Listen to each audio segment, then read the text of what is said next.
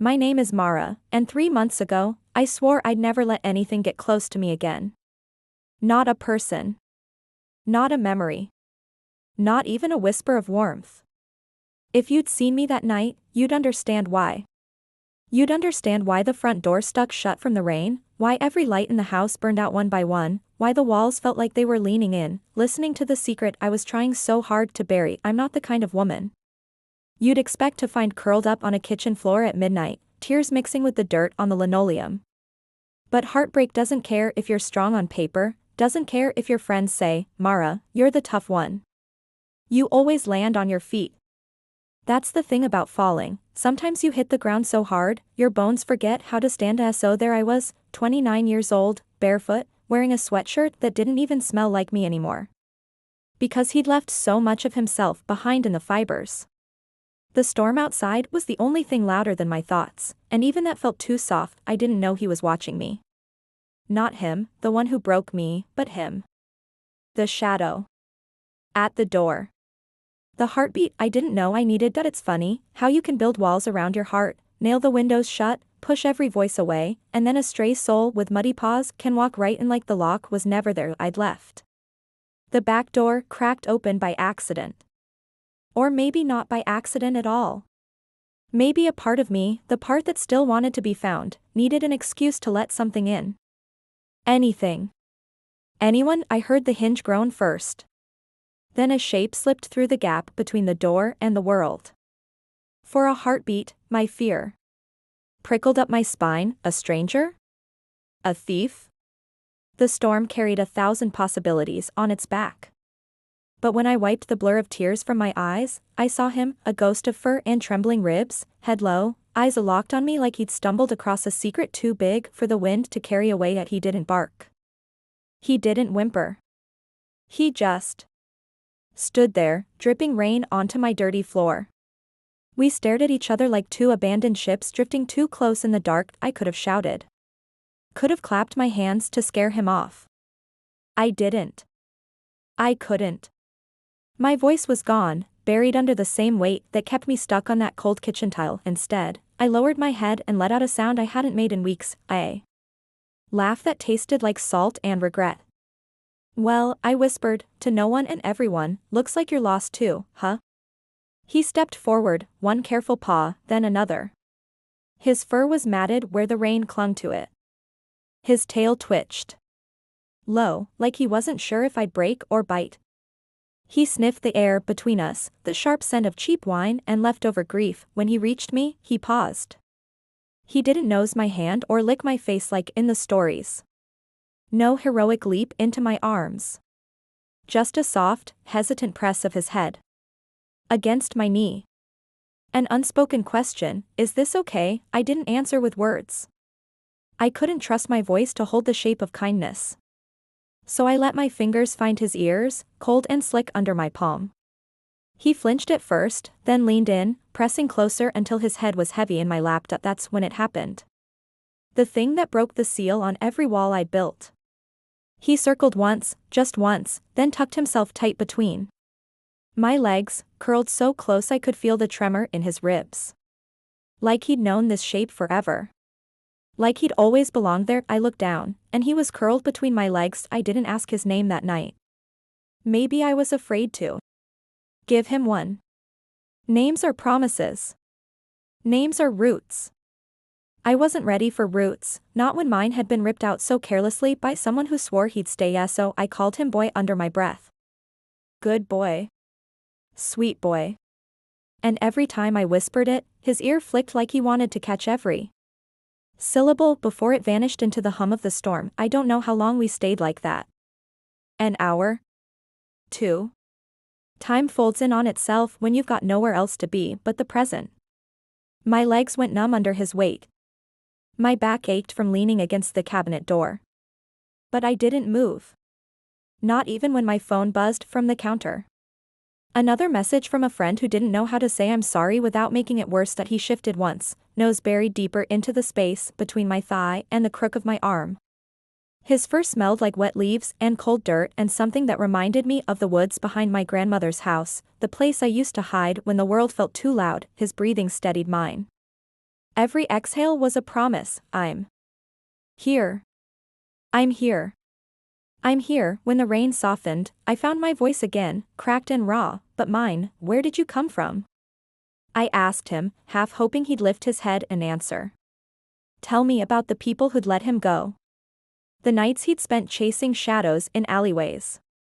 The scraps he'd stolen to keep the bones in his body from rattling too loud, but he just sighed, the kind of sigh that says, enough of that. Just be here now. He didn't care about yesterday. He didn't need tomorrow. He had this, me, him, a warm kitchen, and the promise of dawn. I wanted to give him more. I wanted to stand up, find him an old towel, dry his matted fur, offer him something that wasn't stale or spoiled. But I was so tired in a way that sleep alone couldn't fix, so I did the only thing I could. I stayed. I curled myself around his warmth like he'd curled into mine. Two broken things pretending we weren't broken at all. Hours later, when the first hint of pale gray light touched the edge of the window, he stirred. He lifted his head, blinked at me like he was surprised I was still there. Then, with a grunt that made my chest tighten, he climbed out from between my legs and sat, watching me like he was waiting for permission to belong here. I pushed myself up, bones stiff and cold. Come on, I said, voice hoarse from silence.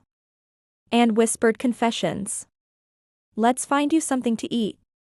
He followed, paws clicking soft on the floor, tail wagging just enough to say yes. In that moment, I realized I hadn't fed myself in 2 days. But for him, I would at the pantry. I found a can of tuna I'd bought weeks ago. I cracked it open, poured it into a chipped bowl, set it down on the floor. He sniffed it once, then looked up at me like he needed to know if it was truly for him. It's yours, I said, crouching beside him. All yours. He ate slow at first, careful, like someone might change their mind and snatch it away. I waited, hand resting on his back, feeling every shiver that ran through him. When he was done, he licked the empty bowl clean, then turned to me and pressed his forehead to my chest. I let out a laugh that felt more like a sob. Wrapped my arms around him. Buried my face in the scruff of his neck. Okay, I whispered into his fur. Okay, boy. You can stay. His tail thumped the floor in reply, once, twice, like a heartbeat that didn't know how to lie. And for the first time in months, I believed tomorrow might come, and maybe, just maybe, I'd be strong enough to meet it. His paws made little wet prints across my kitchen floor, tiny islands of proof that I wasn't alone anymore. I watched him sniff the corners of my cabinets, nose twitching at the faint scent of old meals and half-forgotten groceries. The rain outside had stopped, replaced by that heavy hush you only hear at dawn, when the world is waiting to decide what kind of day it wants to be. I should have been exhausted. My bones felt soaked with sleeplessness. But something in me was wide awake, not the frantic, raw kind of awake I'd known these last weeks, but something steadier, calmer. Like standing at the edge of a lake at sunrise, feeling the chill. And deciding not to flinch. He finished licking the bowl one last time, then turned his gaze to me. Big brown eyes, almost too soft for the world that had clearly chewed him up and spat him out. There were scars under that fur, I could see them now in the better light. A notch in his ear. A patch of missing hair near his shoulder. He'd been someone's once, but who abandons a heartbeat like that? Come here, I whispered, crouching low.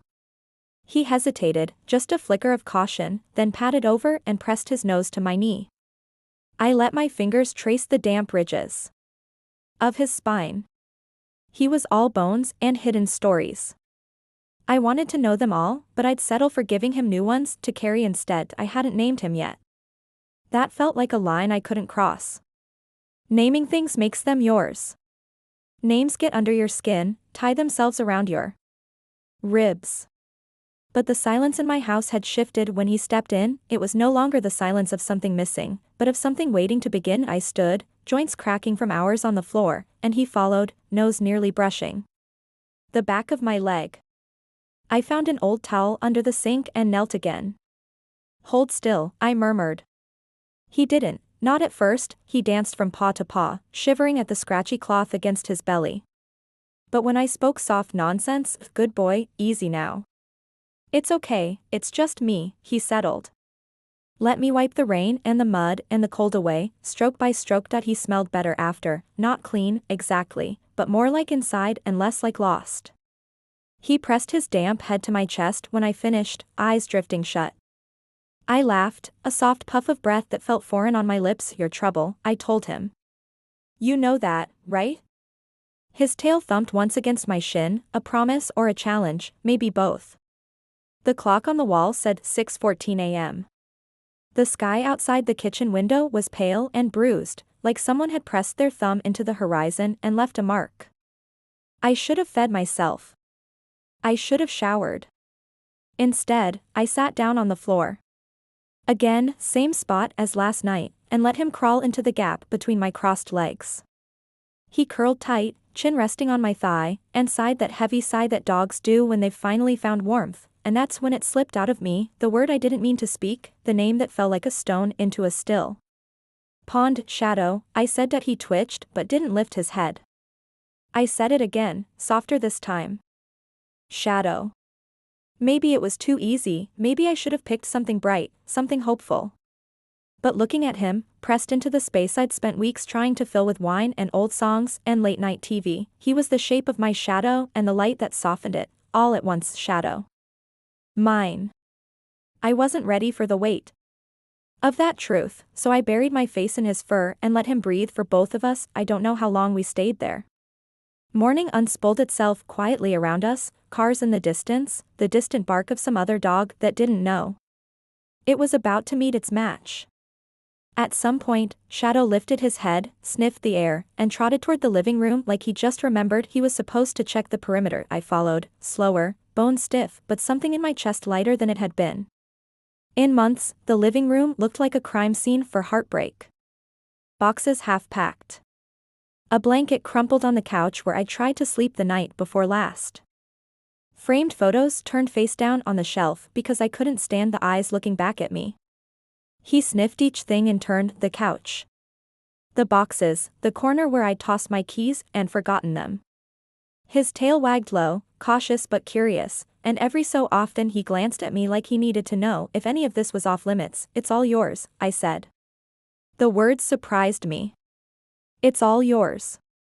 Like I'd been waiting for someone to claim the ruins. That he stopped at the fireplace, stone cold for months, because I hadn't had the heart to light it. He circled the ash and charred wood, then looked at me, head tilted. Yeah, I said, voice soft. Maybe we should fix that. I dug out an old lighter and a half-empty box of firewood from the stack by the back door. My hands shook as I arranged the logs, too aware of how Shadow's eyes tracked every move. When the flame caught, the smell of smoke and pine filled the room. It reminded me of Christmas mornings that didn't hurt to remember yet. Of nights by the lake when I was 16, when promises felt like lifelines instead of anchors. Shadow sat close, not too close to the fire, but close enough that the glow touched the edge of his fur. He looked so small then, small and soft and impossibly present. I sat down beside him on the old rug, tugging my knees to my chest, and for a while we just stared at the flames together, two creatures thawing in the hush of early morning. That's when the scratching started. A faint, almost polite tap-tap at the front door. Shadow's ears pricked up, a low rumble vibrating in his chest. He stood, all ribs and alertness, eyes locked on the door like he could see right through it. I froze. Nobody knocks at 6:45 a.m. unless they're bringing trouble. My mind raced. Landlord? Some neighbor who'd never bothered to introduce themselves until now? Or worse, him. The one who left me hollow enough for a stray dog to crawl inside and build a home?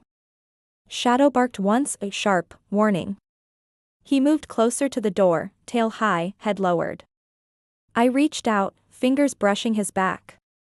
He felt solid under my touch, not just bones and fur anymore, but something steadier, something mine. It's okay, I murmured, more for myself than him. I padded to the door and peered through the tiny peephole. Empty porch. No car. Just the sagging welcome mat that hadn't felt welcoming in months. Another knock, softer this time, like maybe it was the wind. I cracked the door open an inch. Nobody there. Just the wet smell of last night's storm. the hint of dawn turning gold behind the trees. I stepped out, bare feet sinking into the damp wood of the porch. Shadow pressed his nose to the gap, whining low, as if to say, "Don't go too far." There, tucked under the edge of the mat, was a note. Plain envelope, no name. Just my address in tight, blocky letters. Damn, my heart stumbled. Shadow barked again. Softer, a question now that I crouched, lifted the envelope with shaking hands. It was damp around the edges, but the paper inside was dry. I opened it right there, knees on wet wood, Shadow's breath hot against my calf through the open door. Point one line. Just one, you can't hide forever. My throat closed. The wind shifted, brushing damp hair across my cheek. Shadow stepped out, nudged my shoulder with his nose, a soft, insistent push that said, "Inside." Now. I obeyed. Closed the door. Locked it. Double locked it. My hands trembled so hard the chain rattled against the frame. Shadow sat at my feet, eyes locked on mine, as if he could smell the old ghost stirring.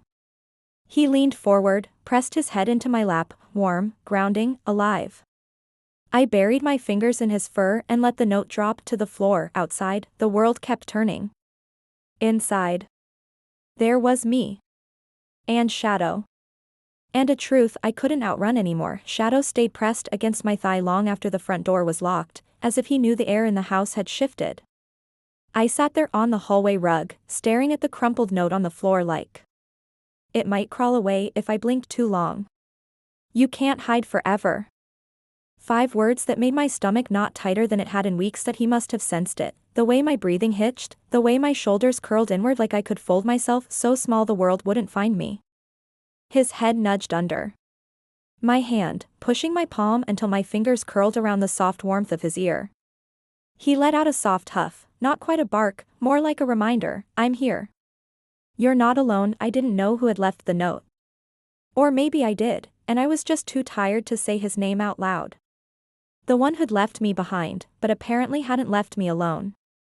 I thought I'd slammed that door so hard it would never open again. But ghosts know how to pick locks. I slid the envelope under a stack of unpaid bills on the side table, like hiding it might keep its words from echoing in my chest. Shadow watched every move, his eyes tracking me with the same gentle patience he'd shown when he first stepped out of the storm and into my ruined my phone buzzed on the kitchen counter. A text from Lena, my best friend, or what was left of that word when you've lied about how okay you are for so long that even your voice forgets how to say help. Lena, hey, you alive? Answer, or I'm coming over. I glanced at Shadow. He cocked his head, tail sweeping once across the floor. Like he was asking if we were ready for people yet. I wasn't. Not really. But I typed back anyway. Me, I'm here. Don't come over. I'm fine. A lie so quick my thumb barely hesitated. Shadow snorted, like he could read the screen, like he knew exactly how much truth I'd buried in that single line. I pushed away from the wall and stumbled back into the kitchen. Shadow padded behind me, paws silent, nose brushing the back of my knee every few steps. It was like he thought I might vanish if he let me stray too far ahead. I found the old coffee tin at the back of the cabinet, stale grounds, but warm coffee was still better than cold fear. I filled the kettle, flicked it on, leaned against the counter. My reflection stared back at me from the dark window, a ghost of myself, eyes rimmed red, hair knotted at the nape of my neck. Shadow sat at my feet. I watched his reflection too. The shape of him solid against my leg.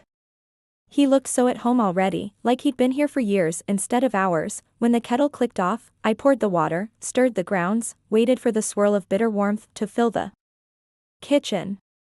I made a second mug, half out of habit. The phantom shape of another pair of hands reaching across the counter still lived in my muscle memory. But there was no one here to take it. Except Shadow. I set the extra mug on the floor, not because I thought he'd drink it, but because it felt wrong not to offer him something. He sniffed the steam, sneezed, and looked up at me with a huff that could have been a laugh if dogs knew how to tease. "Yeah, I know," I said. "Stupid."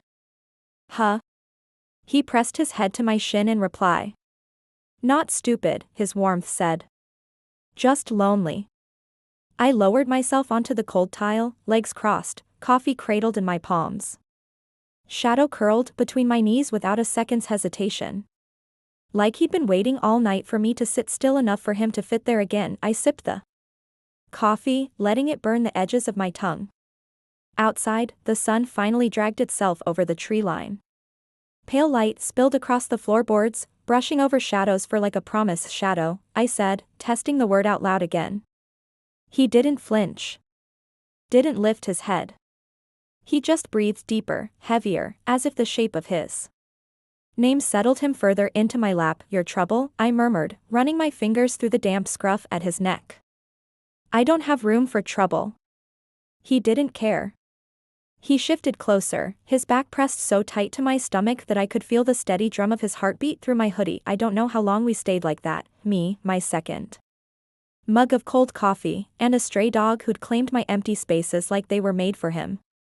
But when my phone buzzed again, another text, another reminder that the world outside still existed, I realized I had a choice to make.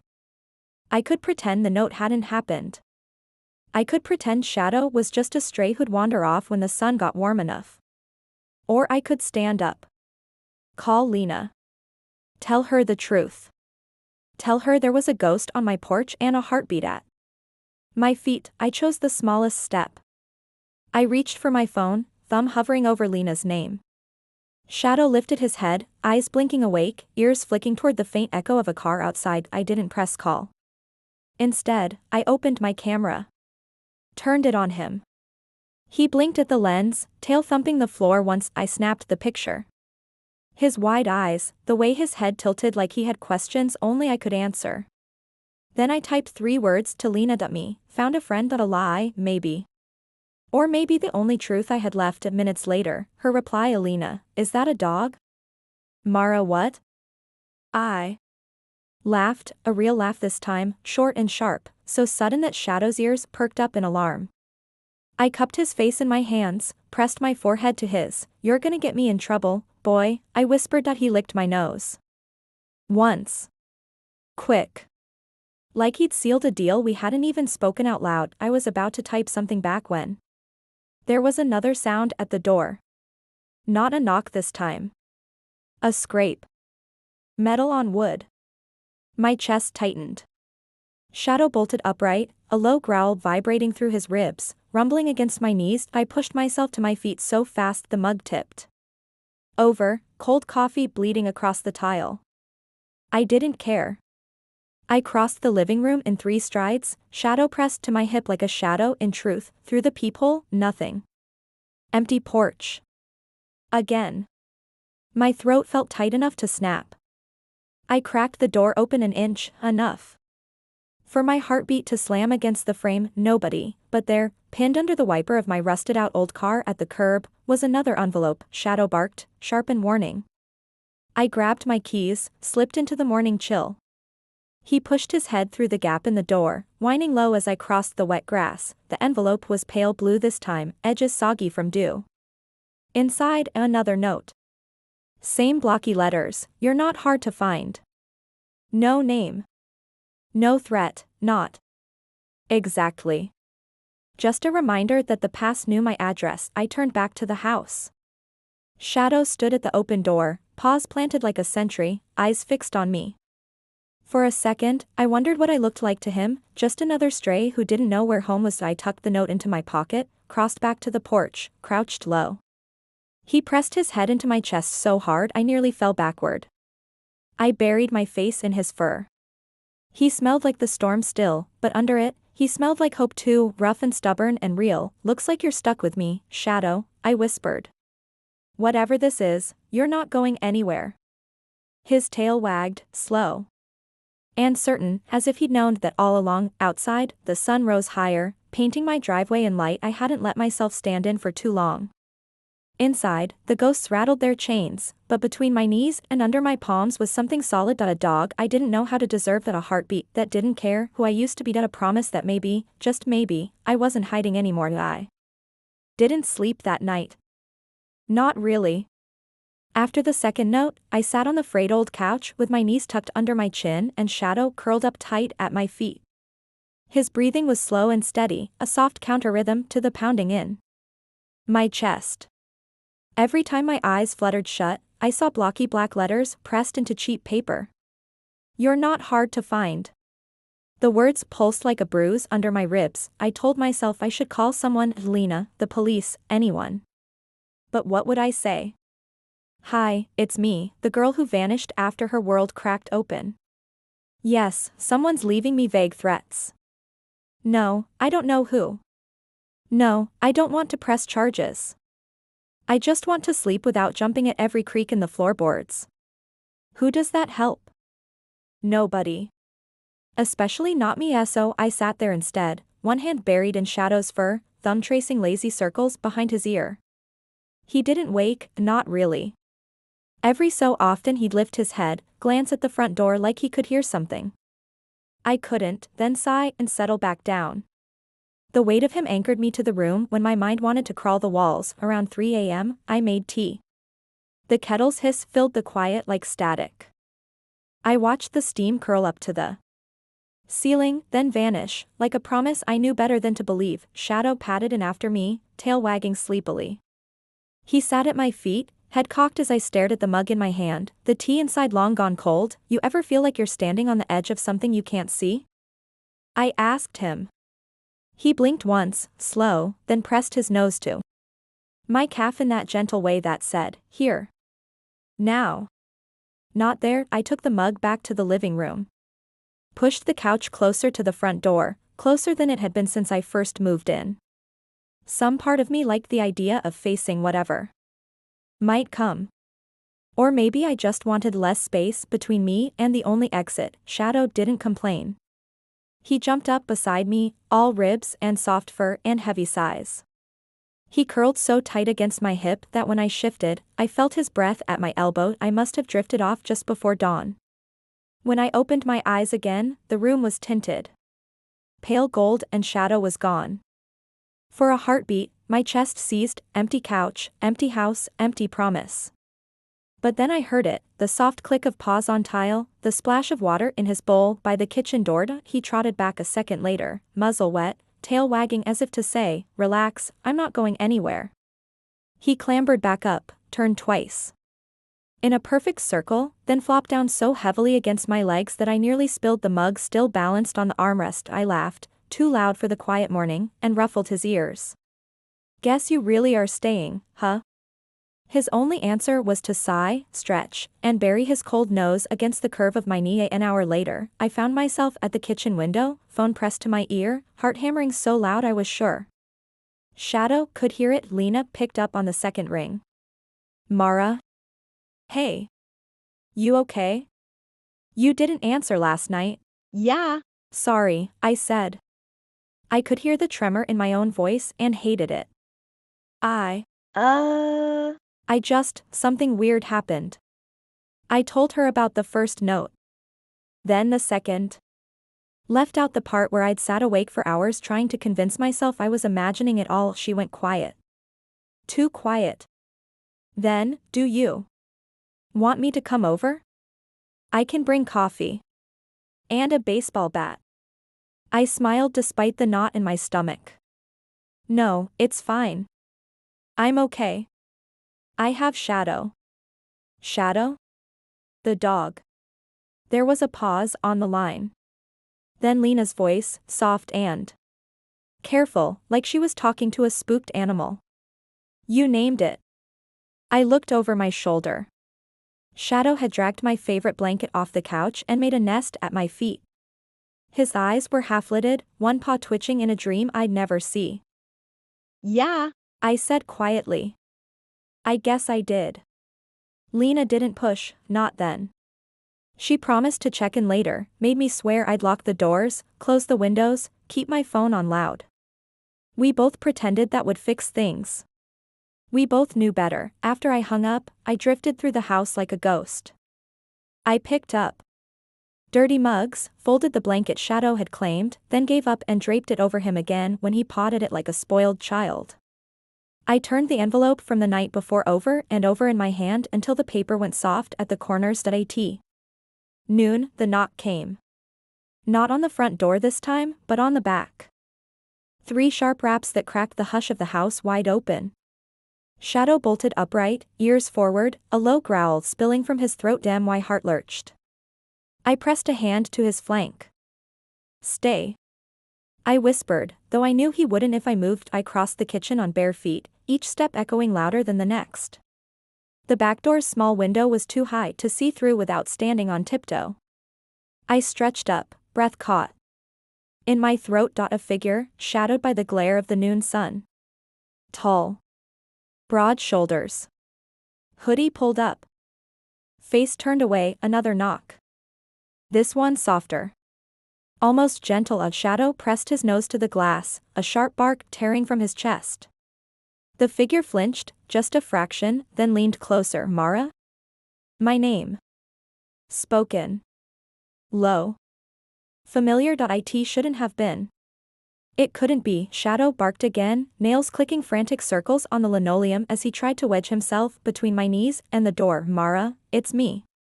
Open up.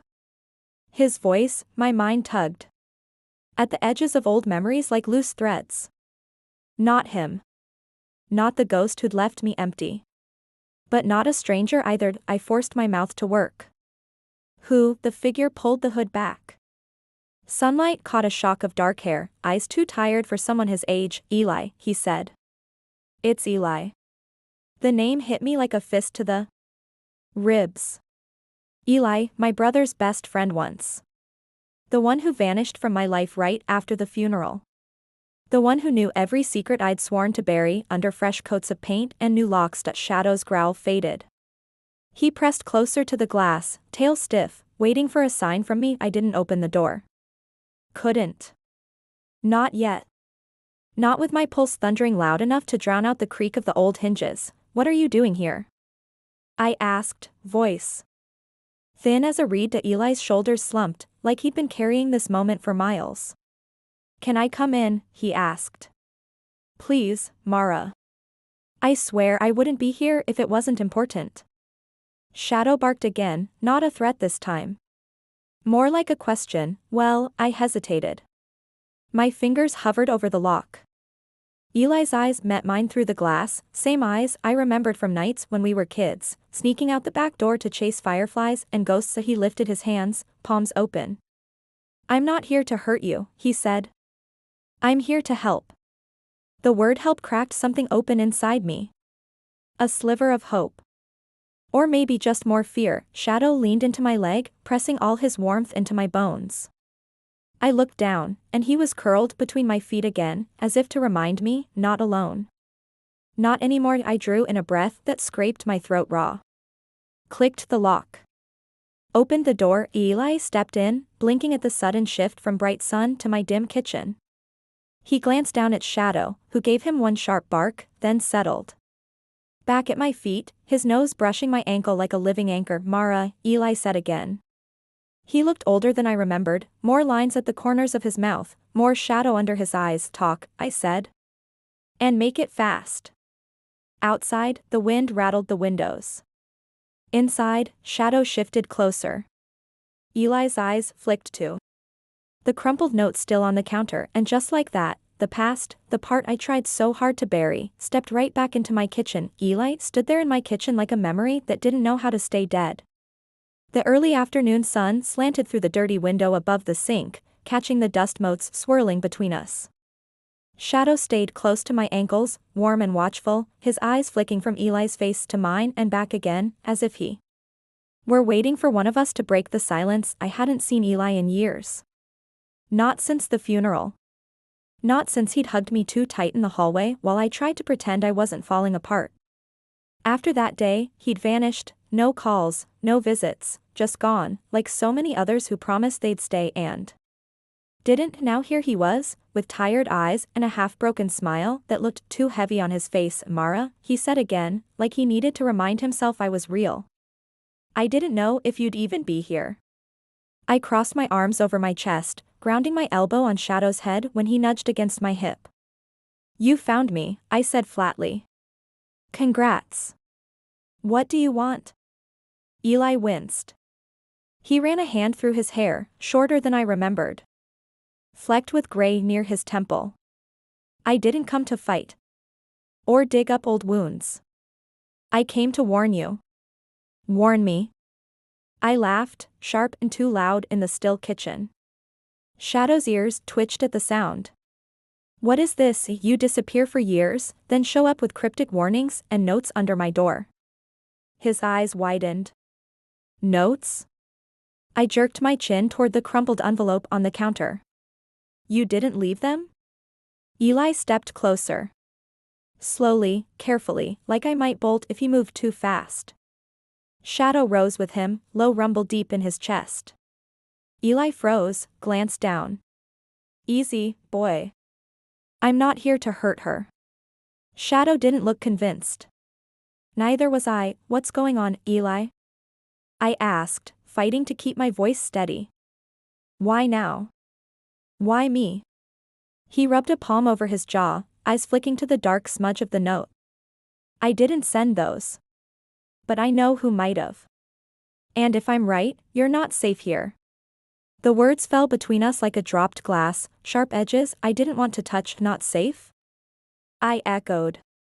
Is that supposed to be funny? Look around, Eli. Do I look like someone who has anything worth chasing anymore? He stepped closer again, and this time, Shadow let him, though his eyes stayed locked on Eli's every move.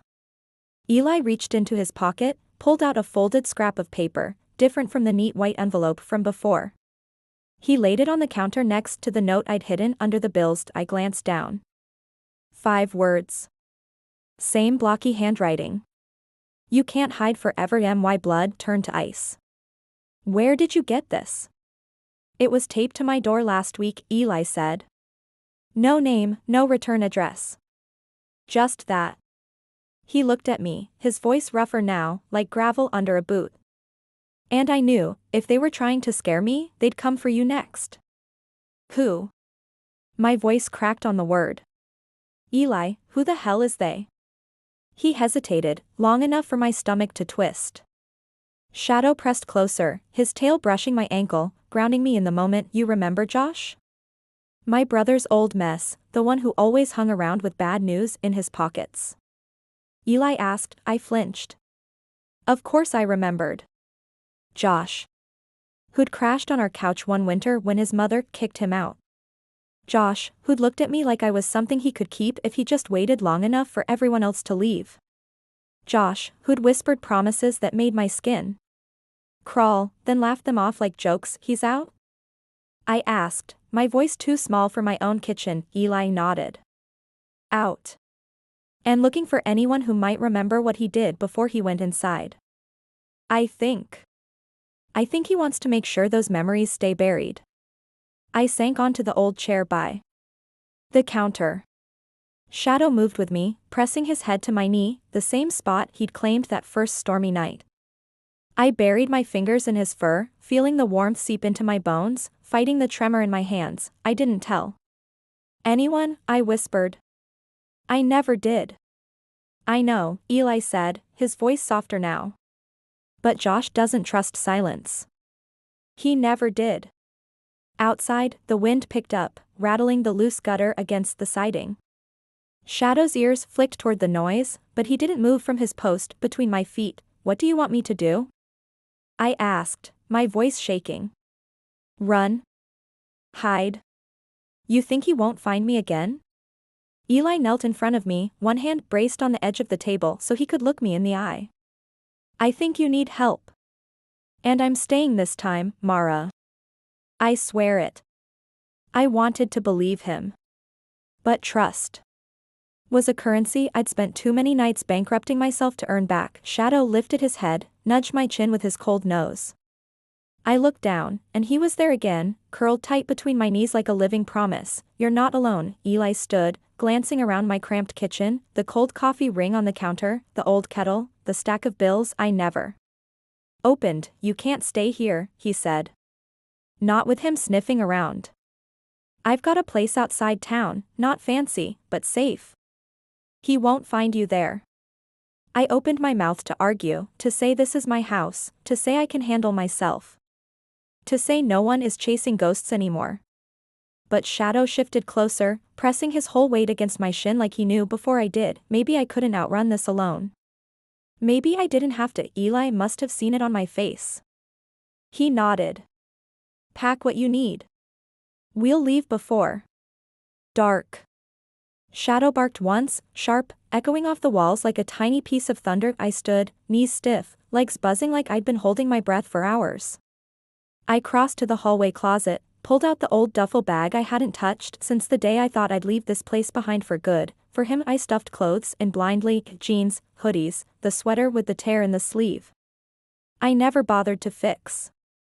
Shadow hovered at my hip the whole time, nose in the bag, sniffing every piece like he needed to approve my choices. When I turned, Eli was leaning in the doorway, arms crossed, eyes soft with something that looked like regret. You really brought a stray in here? He asked, nodding at Shadow, and I laughed, a small, sharp thing. He found me. Eli knelt, holding out a hand. Shadow sniffed his fingers once, then flicked his eyes up at me, like really? Him, it's okay, I said, scratching the soft spot behind his ear. He's good. Shadow sat, reluctantly, and let Eli rub the top of his head. Just once. Then he nudged him away and pressed himself right back between my feet.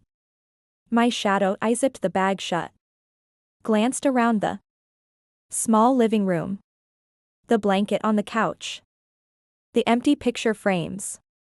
The half-dead plant by the window that somehow still clung to life. Anything you want to take? Eli asked. I shook my head. Everything I need is right here.